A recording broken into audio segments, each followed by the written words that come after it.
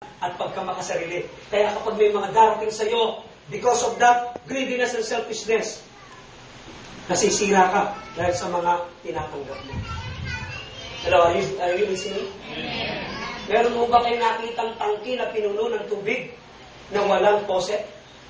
Walang outlet? Meron ba? Meron ba kayo nakitang drum ng tubig na pinuno ng tubig, tapos tinakpan, sinil yung tubig, yung takip, para wala nang makakuha nun? Meron ba? Wala. Kung nag-iipong ka man ng tubig sa drum at tatakpan mo, you see to it, yung takip na bubuksan para makuhanan. Right? You see to it, kapag nag-ipong ka ng tubig sa tangke, merong faucet yan para doon palabasin, paagusin ng tubig. Dahil kung hindi makakontaminate yan, at kahit ikaw hindi mo magpapakinabangan. May mga pagpapalang dumarating sa atin na tayo sinusubok ng Diyos kung karapat dapat tayo pagpalain sa susunod. Amen. Pag nakapasa ka doon sa test na yon, I believe the blessings will continue. May overflow. Palapakan natin ang Panginoon. Tuyuan ang pagpapala ng Diyos, yung mga mapagbigay. Kaya ho, dalawa kamay natin, hindi para dalawang pagtanggap, pagkuha, no! Kaya dalawa kamay natin, isang pagtanggap at isang pagbibigay. Yan ang purpose ng kaliwat kanang kamay. Amen? Amen. Tayo tinawag ng Diyos sa Biblia na mapalad. Amen? Mapalad ako. Eh, yung problema sa atin, mapalad natin kasi puro palad tayo. Puro hakot, mapalad ako. No? Dahil sa kakahakot mo ng palad mo, naging malapad ka na. Yung pagiging mapalad, naging malapad.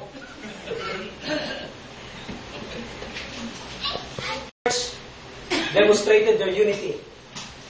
What? In what way? He distributed their possessions. Diba kasarap, no? Diba? Yung bang hindi ka nautusan, darating ka rito, Bishop, meron po kami mga magagandang damit dito. Hindi po halos nagamit yan. Pero hindi ko po ibebenta yung bilang ukay-ukay. Pwede bang identify natin mga kapatid na alam natin mga kapo sa damit? Napakasarap. Hello, ay sarap po mga kapatid. Bishop, may mga lipstick ako rito. Ako gusto mo. Ano kapatid? Hindi ko naman tatanggapin yun. Meron sila ako sa Natasha. Ang totoong pagpapala, ibinabahagi. Sabi mo sa katabi mo, mamud-mud ka naman. Hindi naman kinakailangan marami kang blessing para mamud-mud ka. At ibisinig, hindi kinakailangan your abundance bago ka magpamigay. Listen, sa Biblia may babaeng balo. Yung kusina lang ang natitira sa kanya, in-extend niya pa rin sa gawain ng Diyos. Yung babaeng balong pinapuntahan ng Diyos kay Elijah, yun na lang ang pagkain nila sa araw na yun na mag-ina. Bukas mamamatay na sila. And yet, binahagi na nila ang likod ng Diyos, hindi sila natuyuan. Yung nagbabahagi, hindi mawawalan. Amen? Amen? Sa Biblia, yung bata na may baon na 2 pirasong isda, 5 pirasong tinapay, umuwi sa kanilang bahay, dala-dala ang 12 bakol na tinapay. Amen. You see? Hindi kinakailangan you are plenty and abundant bago ka mamudmod.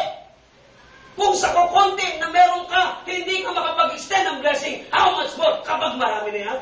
Amen. Magkakaroon ka ng greediness. We must pass the test. Amen? Amen. Dapat malampasan natin yun. Kita niyo mga nag-iinuman, matagay-tagay, paunti-unti, o para ikaw ng konti-tagay lang. Nagsisiran sila eh. Para lahat kalasing.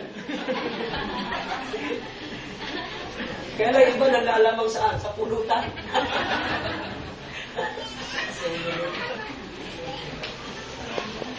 Puro magtagay-tagay, no?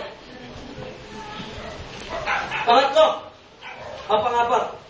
The early church demonstrated their unity in supporting God's gathering.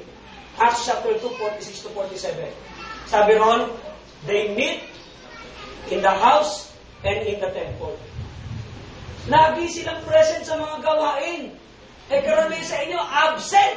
Lalo na sa prayer meeting. Para kayong mga Sunday Christian lang. Hindi kayo mga prayer meeting Christian. Dapat prayer meeting at Sunday Christian tayo. Amen? Dapat tayo all-season Christian. Hindi out of season. All season. Umulan, umaraw, andyan ka. Prayer meeting, Sunday service, dapat nandyan ka. Sila ho, they gathered together every day, from house to house, from temple to temple. They were united in supporting God's gathering. Hello, hindi pa ba tayo? Kung magkakaroon ba tayo ng joint prayer meeting, aasahan ba presensya nyo ng Diyos? Ha? Makakarating kaya kayo? Kahit ang tubig sa inyo ay hanggang lieg, hanggang dibdib. Ha? Dibdib ng pato?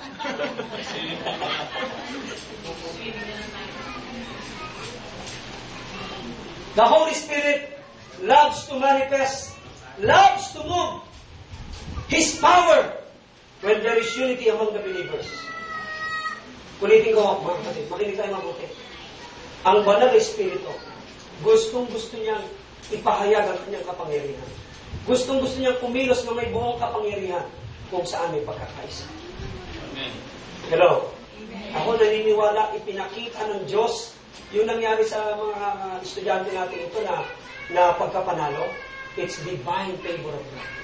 Kasi kayo mismo alam nyo there's something wrong. Amen? Pero sabi niya, Lord, be the judge on our behalf. Then ginawa ng judge si Lord. Panalo kayo kay Lord.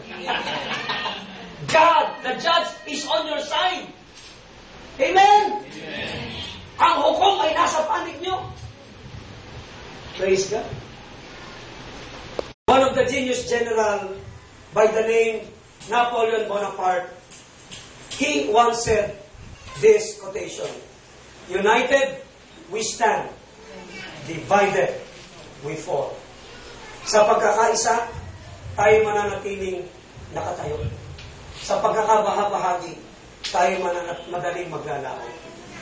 Mga magulang, mga kapatid, if we want God to manifest or to release His powers in every areas of our life, we must first unite with God. Amen. Secondly, we must unite with His church. Then, the power will be released. Amen. Amen? Amen. What power of blessings will be released? The power of healing, the power of deliverance, the power of salvation, the power of favor, the power of provisions, and even the power of promotions will be released. Amen? Amen.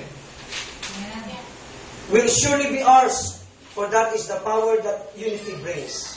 Lahat ng ito ay mapapasa atin sapagkat ito ang kapangyarihan dala ng pagkakaisa. Dito po lahat natin, please. Bata, matanda, dito lahat natin. The most important persons that God wants to see in unity to release His power is you and I. Tignan niyo ang salitang unity.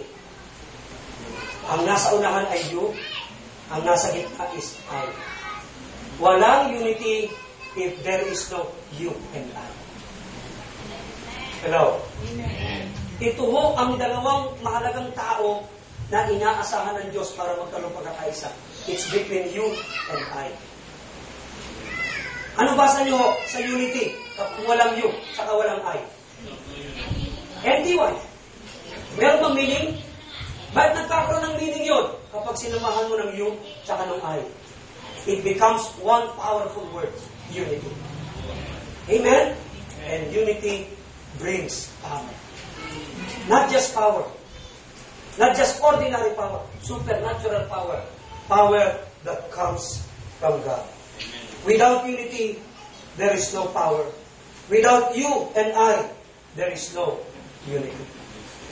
Mga kapatid, huwag natin sayangin ang kapangyarihang pwedeng ipadaloy ng Diyos sa bawat isa sa atin kung tayo magkakaisa.